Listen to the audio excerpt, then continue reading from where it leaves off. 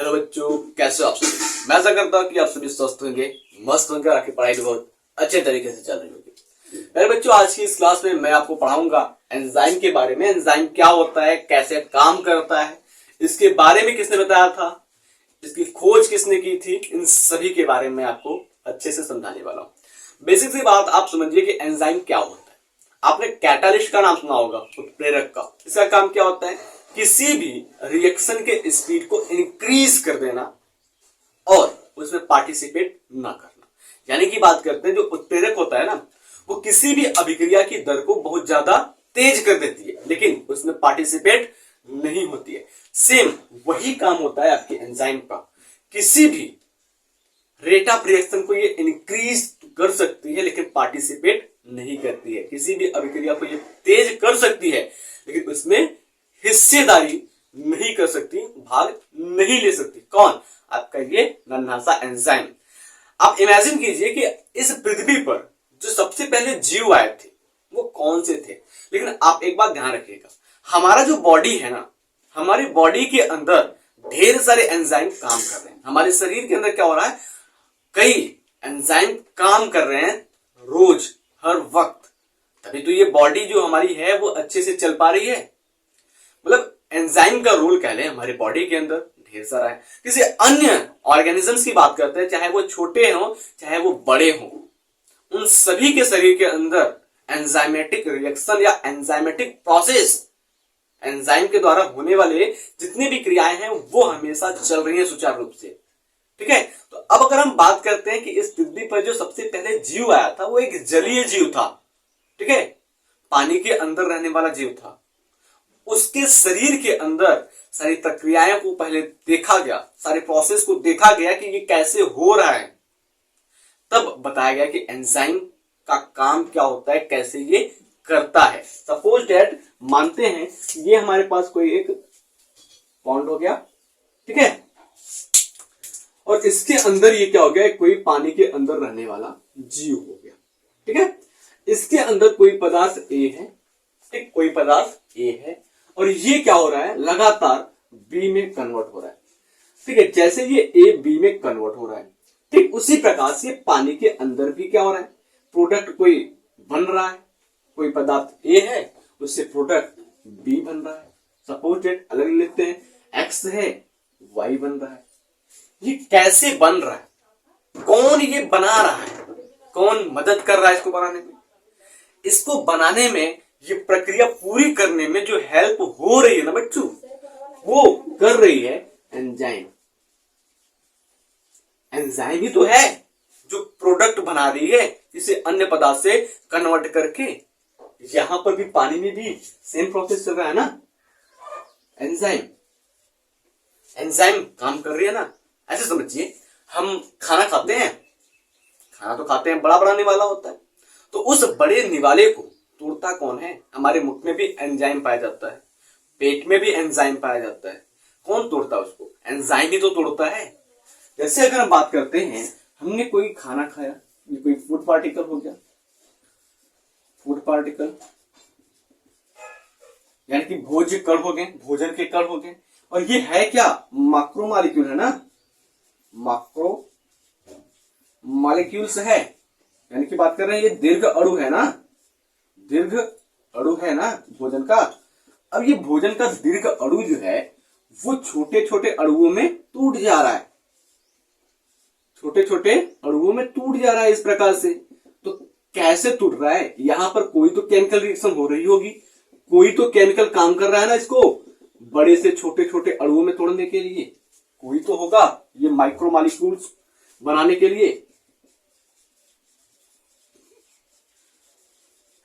यानी कि लघु अणु बनाने के लिए। तो इस बड़े वाले पार्टिकल्स को इतने छोटे पार्टिकल्स में कौन तोड़ रहा है? एंजाइम ही तो है। एंजाइम तोड़ रहा है ना, बिना पार्टिसिपेट हुए एंजाइम तोड़ रहा है। पार्टिसिपेट तो हो नहीं रहा है, केवल इस बड़े अणु को क्या कर दे रहा है, छोटे छोटे अणुओं में तोड़ दे रहा है। समझ में आया? इतनी बातें समझ में आ गई ना। एंजाइम का काम क्या होता है, ये किसी भी रिएक्शन के स्पीड को 100 टाइम्स इंक्रीज कर सकती है, बट पार्टिसिपेट नहीं कर सकती।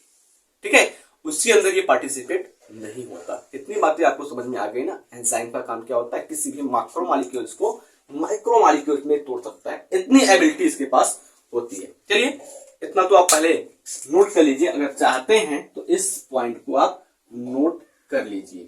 फिर चलते हैं, बात करते हैं कि एंजाइम के बारे में अगली पॉइंट। अगर हम बात करते हैं कि एंजाइम को क्या सबसे पहले एंजाइम ही कहा गया था या कुछ और नाम था जिसको बदल करके एंजाइम नाम रखा गया? ऐसा भी हो सकता है ना कि कोई और नाम था फिर उसको बदल करके एंजाइम रखा गया है। 1850 में लुईस पास्चर नाम के वैज्ञानिक थे जिन्होंने एंजाइम के लिए फर्मेंट शब्द का उपयोग किया था।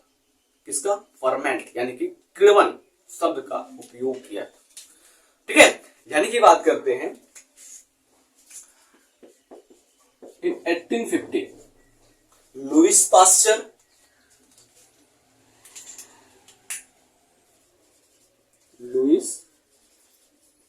Pasture used term ferment for enzyme, यानी कि 1850 में लुईस पास्चर ने 1850 में लुईस पास्चर ने एंजाइम के लिए फर्मेंट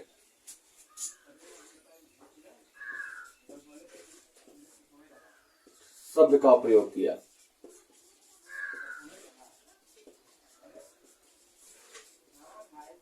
फर्मेंट शब्द का प्रयोग किया। बात समझ में आई अच्छे से? चलो अब अगर हम बात करते हैं तो ये फर्मेंट को वापस से एंजाइम किसने कहा? कोई तो होगा जो एंजाइम शब्द का उपयोग किया होगा। हम बात करते हैं टर्म एंजाइम की, टर्म एंजाइम की बात करते हैं, एंजाइम शब्द की बात करते हैं। तो एंजाइम शब्द जो है भाई, एंजाइम शब्द को देने वाले हैं H.W. कुहने। कौन है? F.W. कुहने। कब? इन 1878। ठीक है, 1878 ईस्वी में F.W. कुहने नाम के एक वैज्ञानिक हैं जिन्होंने वापस से इस फर्मेंट शब्द को एंजाइम कह दिया, उनके क्रिया के आधारों पर, उनके कार्यों के बेसिस पर। उसके बाद बात करते हैं कि अगर हम बात करते हैं जैसे एंजाइम की हम पढ़ाई कर लें, एंजाइम के बारे में अगर हम स्टडी करते हैं तो वो कौन सी ब्रांच कहलाएगी? जैसे हम सेल के बारे में स्टडी करते हैं, साइटोलॉजी कहलाती है। जीवों के बारे में पढ़ते हैं तो बायोलॉजी कहलाती है। ठीक उसी प्रकार से जो हमारा एंजाइम होता है ना, एंजाइम की स्टडी जब हम करेंगे तो वो क्या कहलाएगी? What is the study of enzyme? Enzyme का अध्ययन क्या कहलाएगा, उसकी बात करते हैं। स्टडी ऑफ एंजाइम की बात करते हैं। इतनी कॉमन सी बातें आपको समझ जाएंगे, हिंदी में लिखने की जरूरत नहीं होगी। स्टडी ऑफ एंजाइम की बात करते हैं तो स्टडी ऑफ एंजाइम को हम एंजाइमोलॉजी के नाम से जानते हैं। किसके नाम से? एंजाइमोलॉजी। एंजाइमोलॉजी के नाम से जानते हैं कि एंजाइमोलॉजी को हम एंजाइम का स्टडी करते हैं। और जो भी पर्सन या साइंटिस्ट एंजाइम का स्टडी करता है उसको क्या कहेंगे? हम उसको कहेंगे एंजाइमोलॉजिस्ट। केवल आप जिस्ट जोड़ देंगे तो उस पर्सन का नाम हो जाएगा जो एंजाइम के बारे में स्टडी करता है। समझ में आया? आगे चलते हैं कि हम बात करते हैं जो एंजाइमोलॉजी के जनक हैं, ऐसे कौन हैं जिन्होंने एंजाइमोलॉजी को बनाया, ब्रांच एंजाइमोलॉजी को क्रिएट किया, उसकी बात करते हैं। तो फादर ऑफ मॉडर्न एंजाइमोलॉजी की बात करते हैं तो जेम्स बैचलर सूनर नाम के एक वैज्ञानिक हैं जिन्होंने एंजाइमोलॉजी को क्रिएट किया। यानी कि बात करते हैं father of enzymology, father of modern enzymology, modern enzymology, father of modern enzymology James Batchelor Sumner.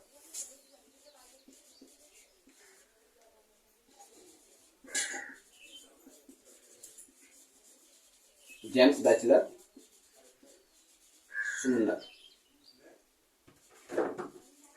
James Batchelor Sumner नाम के वैज्ञानिक थे। उन्होंने क्या किया, एंजाइमोलॉजी को क्रिएट किया। इतनी बातें समझ में आ गई। एंजाइमोलॉजी के जनक कौन है, जेम्स बैचलर सुमनर है। चलो फटाक से आप इन पॉइंट को नोट कर लीजिए ताकि अगले पॉइंट को हम आपको अच्छे से डिराइव कर सके, समझा सके। ठीक है, तो क्या आपने कभी सोचा कि सभी एंजाइम जो होते हैं वो किन चीज के बने होते हैं? जैसे अभी मैं आपको बता, जैसे सपोज दैट अगर हम बात करते हैं, ये मार्कर हो गया, ये बोर्ड हो गया, किस पदार्थ का बना होता है? जैसे आपने इसे देख लिया, आपके दिमाग में एक क्वेश्चन उठेगा कि भाई ये मार्कर तो है, लेकिन ये मार्कर किस चीज का बना हुआ है, या ये चल जो रहा है ब्लैक कलर से दिखा जा रहा है, ये ब्लैक कलर है क्या, आखिर ये ब्लैक कलर किस चीज से बना होगा? ऐसे क्रिएटिव क्वेश्चंस तो उठे होंगे आपके माइंड में। बट क्या आपने कभी सोचा कि जो एंजाइम्स होते हैं वो किस चीज से बने होते हैं? एंजाइम्स आखिर है क्या, कभी आपने सोचा? नहीं ना। चलिए हम आपको सोचने पर मजबूर कर दिए हैं कि एंजाइम क्या है, किस चीज का बना होता है, इसके बारे में आप हमको बताइए जरा। देखिए सिंपल सी बात है कि जो एंजाइम्स होते हैं वो आपकी एनसीईआरटी ये कहती है कि एंजाइम्स प्रोटीन के बने होते हैं। किसके बने होते हैं? एंजाइम्स प्रोटीन के बने होते हैं। लेकिन आपकी एनसीईआरटी दूसरी लाइन में ये भी कहती है कि सभी एंजाइम्स प्रोटीन में नहीं बने होते। सभी जो एंजाइम्स होते हैं वो प्रोटीन के नहीं बने होते। एक आध दो प्रोटीन एंजाइम ऐसे हैं जो प्रोटीन से न बन करके किसी अन्य पदार्थ से बनते हैं। ठीक है, आपकी एनसीईआरटी क्या कहती है कि सभी एंजाइम्स जो होते हैं वो प्रोटीन से तो बने होते हैं, लेकिन कुछ एंजाइम्स ऐसे हैं जो प्रोटीन से न बन करके आपके न्यूक्लिक एसिड आरएनए से बने होते हैं, जिसको हम राइबोजाइम नाम देते हैं। बात समझ में आया अच्छे से? चलिए अगर हम बात करते हैं प्रॉपर्टीज की, गुण की बात करते हैं, प्रॉपर्टीज ऑफ एंजाइम, यानी कि एंजाइम के गुण, एंजाइम के गुण की बात करते हैं। देखिए पहली बात, enzymes are made up of, an enzyme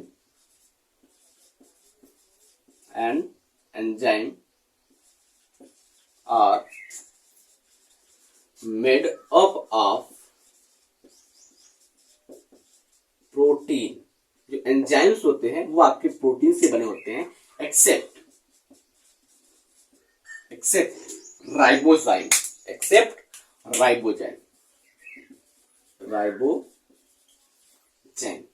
ठीक है, एक्सेप्ट राइबोजाइम। अब ये राइबोजाइम बना किसका होता है? तो ये राइबोजाइम आपकी एनसीईआरटी कहती है कि न्यूक्लिक एसिड आरएनए से बना होता है।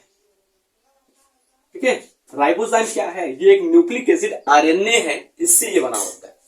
तो अगर हम इसी बात को हिंदी में कहें तो क्या कहेंगे कि एंजाइम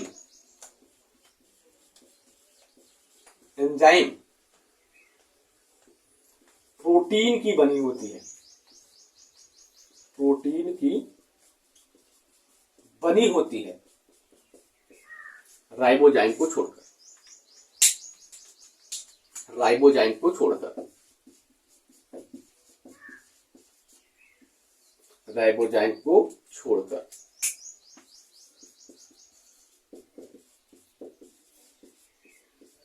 ठीक है, राइबोजाइम को छोड़ करके जितने भी एंजाइम्स होते हैं प्रोटीन के बने होते हैं। इतनी बातें समझ में आ गई? कैसे बनते हैं, किस प्रकार के प्रोटीन होते हैं?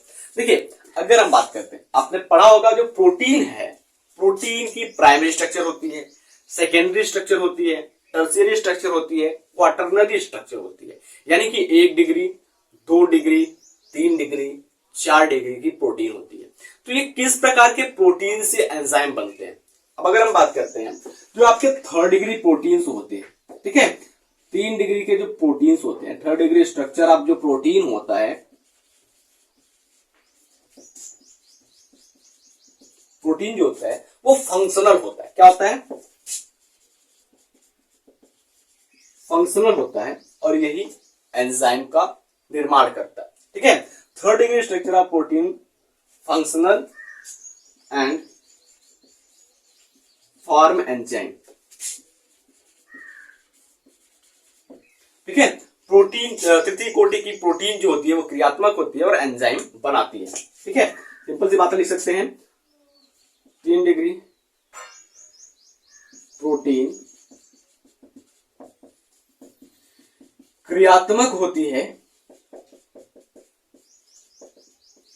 और एंजाइम बनाती है, और एंजाइम बनाती है। बात समझ में आया? सिंपल है। आगे क्या है? Enzyme are commonly known as agent of life. यानी कि हम बात करते हैं जो एंजाइम होता है इसको जीवन का एजेंट कहते हैं। क्या कहते हैं? एजेंट कहते हैं। हमने आपको शुरू में ही बताया कि सारी प्रोसेसेस एंजाइम के द्वारा ही हमारे शरीर में हो रही है। तो इस प्रकार से हम कह सकते हैं कि जो एंजाइम होते हैं ना, वो क्या होते हैं? एंजाइम्स क्या होते हैं? हमारे जीवन के एजेंट होते हैं। तो हम लिख सकते हैं enzyme are commonly known as agent of life. Agent of life. Enzymes को जीवन का एजेंट कहते हैं। एंजाइम्स को जीवन का एजेंट कहते हैं। एंजाइम्स को क्या कहते हैं? जीवन का एजेंट कहते हैं। बात समझ में आना? चलिए अगर हम अगले पॉइंट की बात करते हैं, एंजाइम क्या है? Enzyme are the biocatalyst product by living cell. यानी कि अगर हम बात करते हैं तो जो एंजाइम होता है वो एक बायोकैटालिस्ट प्रोडक्ट होता है जो जीवित कोशिकाओं के द्वारा निकलता है।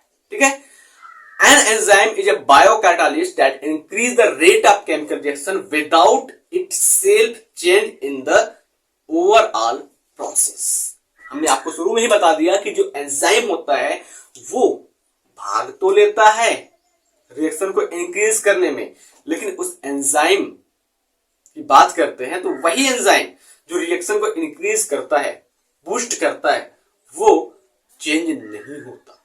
बात समझ में आई? तो लास्ट पॉइंट क्या हो जाएगा आपका कि enzyme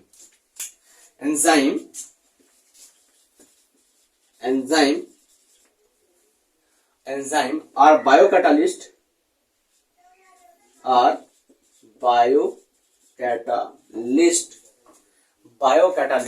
product by living cell. जो एंजाइम होते हैं वो जीवित जीवों के या जीवित कोशिकाओं के बायोकैटालिस्ट होते हैं या जैव उत्प्रेरक होते हैं। ठीक है, एंजाइम्स जीवित कोशिका के जैव उत्प्रेरक होते हैं। एंजाइम्स जीवित कोशिका क्या होते हैं? जैव उत्प्रेरक होते हैं। बातें समझ में आ गई? चलिए आगे बात करते हैं कि जो बायोकैटालिस्ट होता है वो इंक्रीज करता है रेट ऑफ रिएक्शन को विदाउट पार्टिसिपेशन। ठीक है, तो हम लिख सकते हैं कि बायोकैटालिस्ट या फिर कह सकते हैं enzyme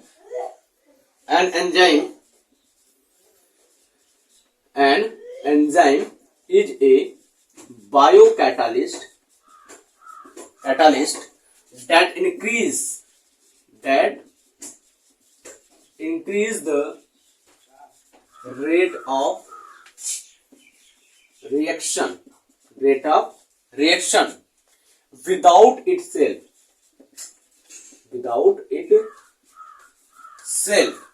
change in the overall process.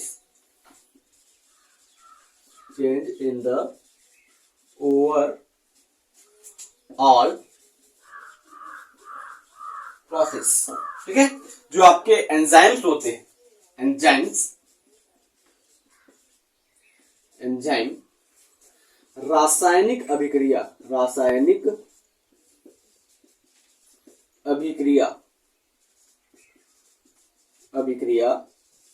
की दर को तेज कर देते हैं, परंतु खुद अभिक्रिया में भाग नहीं लेते, अभिक्रिया में भाग नहीं लेते।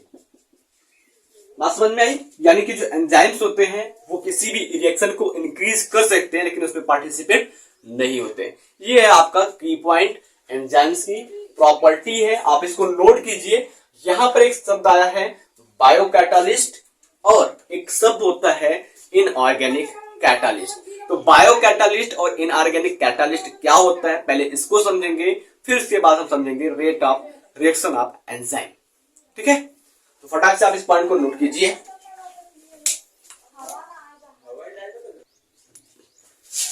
चलिए समझते हैं। हमने क्या कहा कि एक शब्द आया है आपके पास बायोकैटालिस्ट, बायो कैटालिस्ट जिसको हम कहते हैं जैव उत्प्रेरक, और एक होता है आपका इनऑर्गेनिक कैटालिस्ट जिसको हम कहते हैं अकार्बनिक उत्प्रेरक। ठीक है, क्या करते हैं? अकार्बनिक उत्प्रेरक, अकार्बनिक उत्प्रेरक। दोनों पॉइंट को समझते हैं, दोनों क्या हैं। ठीक है, जैव उत्प्रेरक और अकार्बनिक उत्प्रेरक क्या है पहले इसको समझते हैं। देखिए, जो बायो कैटालिस्ट होता है ये और ये दोनों एकदम से अलग होते हैं। जैसे अगर हम बात करते हैं हमारे पास कोई लोहे की रॉड है और उस पर रस्टिंग हो रही है यानी कि जंग लग रहा है, तो कैसे जंग लगेगा? ठीक है, कैसे जंग लगेगा। उसके बाद अगर हम बात कर रहे हैं आपके पास क्या है, दूध है और दूध क्या हो रहा है, दही में परिवर्तित हो रहा है, वो कैसे होगा? ठीक, या फिर बात कर रहे हैं हमने भोजन खाया, बड़े कण थे वो छोटे छोटे टूट गए, कैसे हो रहा है, इसकी बात करते हैं। देखिए, अगर हम बात करते हैं जो आपके इनऑर्गेनिक कैटालिस्ट होते हैं वो कब एक्टिव होते हैं ज्यादा, अगर हम बात करते हैं रेट ऑफ रिएक्शन को कब इंक्रीज करेंगे। ठीक है, ये क्या करते हैं, इंक्रीज रेट ऑफ रिएक्शन, ये क्या करते हैं, increase rate of reaction with increase the temperature and pressure। ठीक है, ये रेट ऑफ रिएक्शन को इंक्रीज कर देते हैं जब इनके तापमान और दाब बढ़ते हैं। ठीक है, ताप और दाब बढ़ने के साथ, ठीक है, ताप व दाब बढ़ने के साथ अभिक्रिया की दर में वृद्धि होती है। अभी मैं एक ग्राफ के द्वारा आपको समझाऊंगा तो आपका क्लियर हो जाएगा। यानी कि जैसे टेम्परेचर और प्रेशर बढ़ेगा तो ये इनऑर्गेनिक कैटालिस्ट जो होता है वो एक्टिव हो जाता है, सक्रिय हो जाता है। ठीक, और अगर हम बात करते हैं जो आपके बायोलॉजिकल कैटालिस्ट होते हैं, ठीक है, इंक्रीज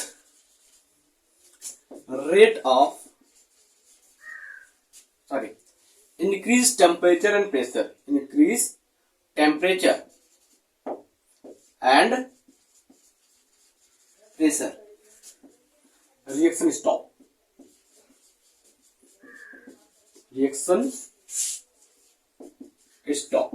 यानी कि तापमान और दाब में वृद्धि होने पर, ताप और दाब में वृद्धि होने पर जो बायो कैटालिस्ट होते हैं वो काम करना क्या कर देते हैं, बंद कर देते हैं, एकदम से काम करना रुक जाएगा।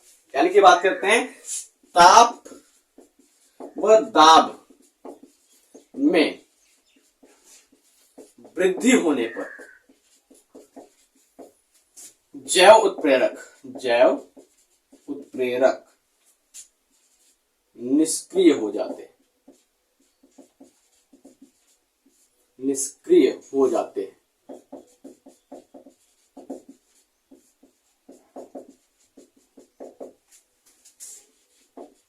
निष्क्रिय हो जाते हैं। लेकिन बात ये समझिए आप, ये बायो कैटालिस्ट किसी जीव के शरीर के अंदर काम करते हैं, इतना तो कंफर्म है। लेकिन कुछ जीव ऐसे भी होते हैं जो हाई टेम्परेचर पर रहते हैं, जैसे आर्की बैक्टीरिया हो गया, तो उसमें तो क्या होगा, वहां पर टेम्परेचर तो हाई होता है, क्या ये एंजाइम निष्क्रिय हो जाएंगे, डिस्ट्रॉयड हो जाएंगे? देखिए निष्क्रिय कैसे होते हैं, जैसे सपोर्टेड अगर हम बात करते हैं कि प्रोटीन की टर्सरी स्ट्रक्चर है जो कि एंजाइम बना रही है, जैसे ही हम ताप और दाब इसमें बढ़ाएंगे, टेम्परेचर और प्रेशर बढ़ाएंगे, तो इसकी स्ट्रक्चर क्या हो जाएगी, डिस्ट्रॉयड हो जाएगी, इसकी स्ट्रक्चर क्या हो जाएगी, खराब हो जाएगी। जब इसकी स्ट्रक्चर खराब हो जाएगी तो ये नॉन फंक्शनल हो जाएगा और क्रियात्मक हो जाएगा। ठीक है, सिंपल सी बात कर रहे हैं। एक्सेप्शन में आप लिख लीजिए, अपवाद की बात करते हैं तो आर्की बैक्टीरिया, आर्की बैक्टीरिया, ठीक है। जो आर्की बैक्टीरिया होते हैं वो हाई टेम्परेचर पर होते हैं, वहां पर ये क्या करते हैं, टेम्परेचर और प्रेशर में एंजाइम जो होता है वहां पर काम कर लेता है। इतनी बातें समझ में आई? तो चलिए अब हम बात करते हैं, तो आप इस पॉइंट को लिख लीजिए, फिर इसके बाद मैं इसी चीज को आपको एक ग्राफ के द्वारा समझा दूंगा ताकि आपको अच्छे से समझ में आ जाए। ठीक है, प्रोडक्ट से नोट कीजिए।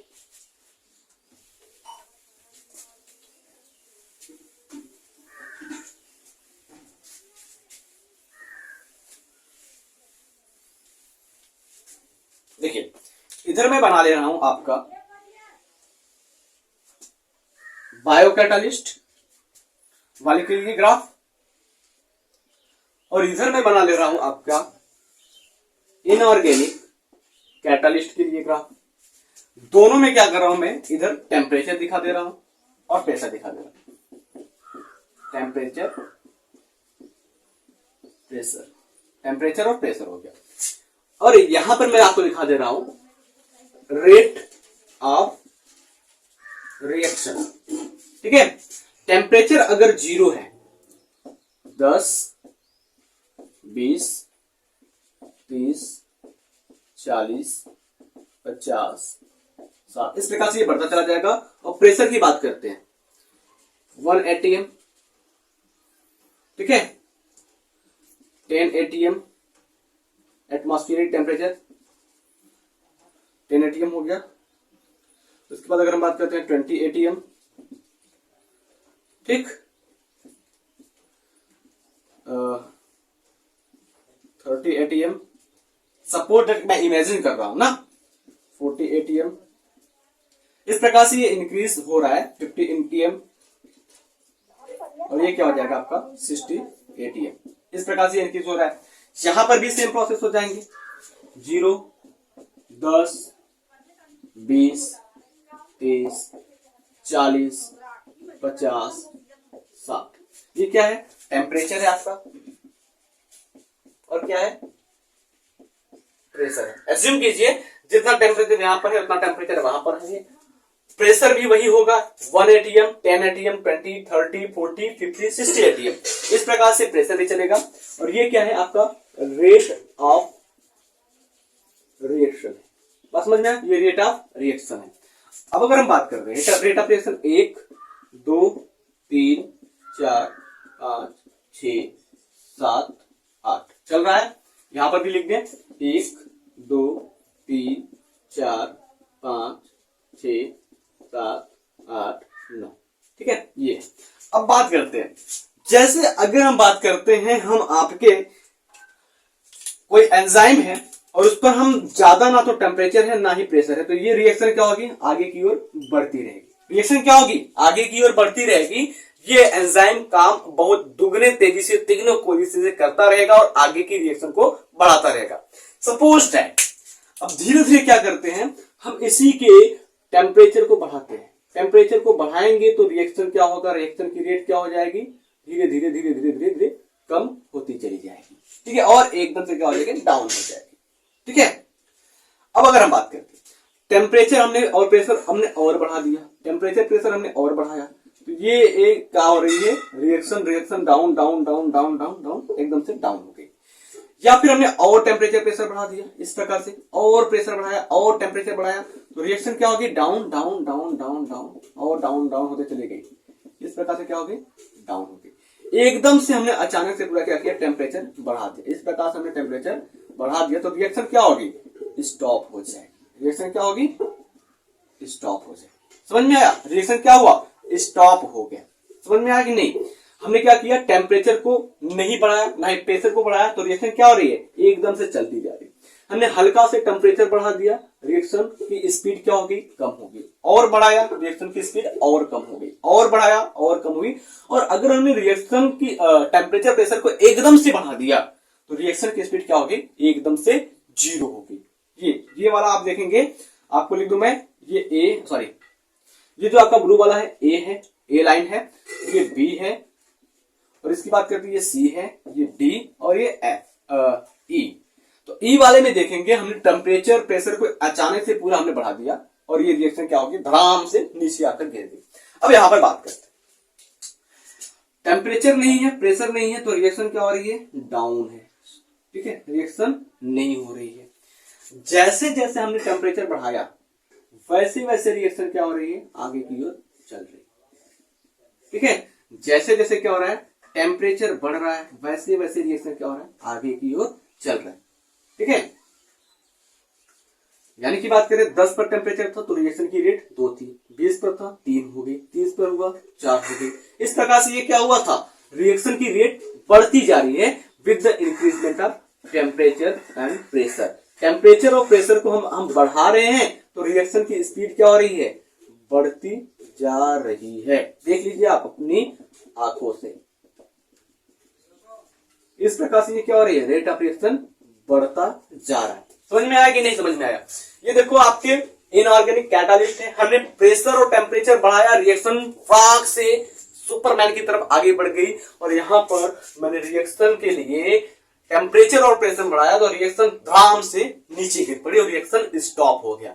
ये है डिफरेंस जैव उत्प्रेरक और अकार्बनिक उत्प्रेरकों में, बायो कैटालिस्ट और इनऑर्गेनिक कैटालिस्ट में। आई होप इतनी बातें आपको अच्छे से समझ में आ गई होगी। मिलते हैं आपसे अगले क्लास में एंजाइम के अगले पार्ट के साथ, मजेदार क्लास के साथ। आई होप हमने आज भी पोस्टमार्टम कर दिया एंजाइम का।